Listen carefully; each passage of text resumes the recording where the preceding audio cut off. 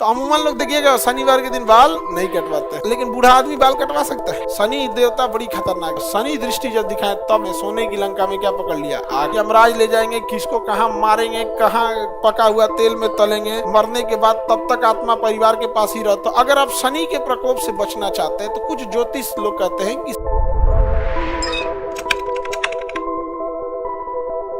ज्योतिष, अब ज्योतिष में भी ना कई टाइप के ज्योतिष होते हैं। एक होता है ज्योतिष जो अपने मतलब ग्रह को मजबूत कर लेना, जैसे शनि ग्रह है, तो अगर आप शनि के प्रकोप से बचना चाहते हैं तो कुछ ज्योतिष लोग कहते हैं कि शनि ग्रह को गुस्सा किस किस चीज पे आता है वो काम मत कीजिए।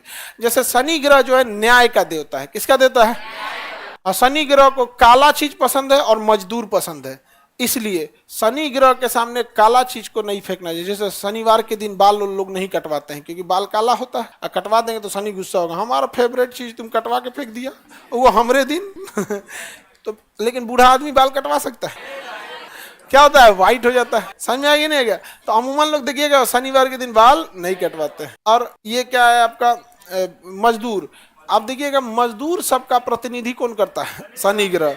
तो अगर मजदूर की मजदूरी रख लिए तो शनि देख लेगा आपको, बहुत पैसा हो गया रे तेरे पास, हाँ पैसा नहीं देता है तो बहुत पैसा हो गया तुम्हारे पास, लाओ तो हम व्यवस्था करते हैं। इसलिए मजदूर की मजदूरी टाइम से दे देनी चाहिए। समझ में आया कि नहीं आ गया? आप काम करिए, अब मजदूरों को भी है कि आप काम अच्छे से कीजिए, ईमानदारी से कीजिए। उठपटांग उबा देता है सब, कभी कभी कभी देखिएगा ना, या तो टाइम कुछ मजदूर ऐसा मिलेगा टाइम खींचेगा, या तो काम ही खराब कर दे, दीवार जोड़ना सीधा जोड़ देगा तिरछा, कहेगा क्या ही जाता है हमारा।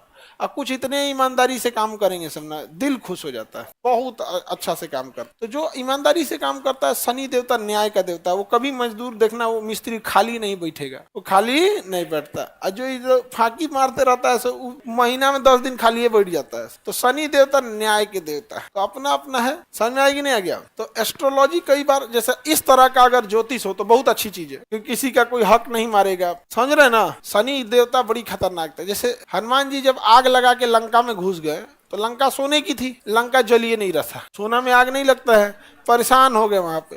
तो अंदर घुसते घुसते देखे तो पता चला रावण जो था ना उल्टा टांग के बांध के रखा था शनि देवता को, आगे बहुते लोगों का दुर्दशा करते, उन्हीं का दुर्दशा कर दिया था। कौन?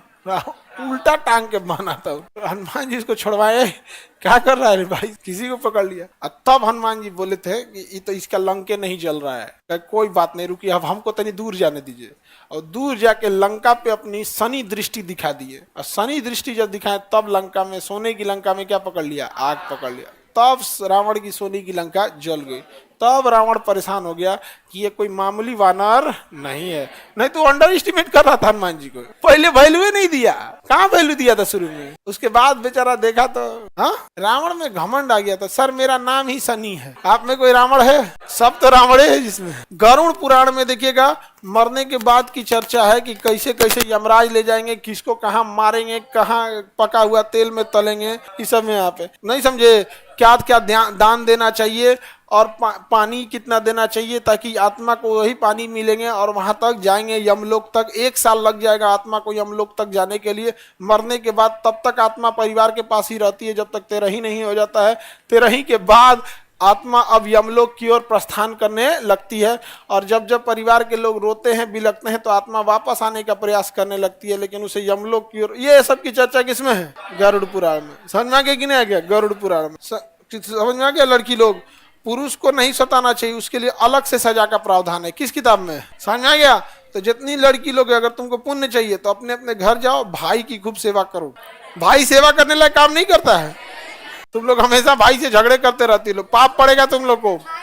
कभी भी देवताओं से लड़ाई नहीं करनी चाहिए, देवताओं की लड़ाई में सदा असुरों की हार हुई है। समझ में आ रहा है कि नहीं आ रहा है? तो कभी भी भाई से झगड़ा नहीं करना है, क्योंकि पुराणों में स्पष्ट लिखा है कि देवताओं से युद्ध नहीं करना चाहिए। क्या होता है? पाप पड़ता है। तो बताओ आप लोग में से कोई अपने भाई से झगड़ा करेगी?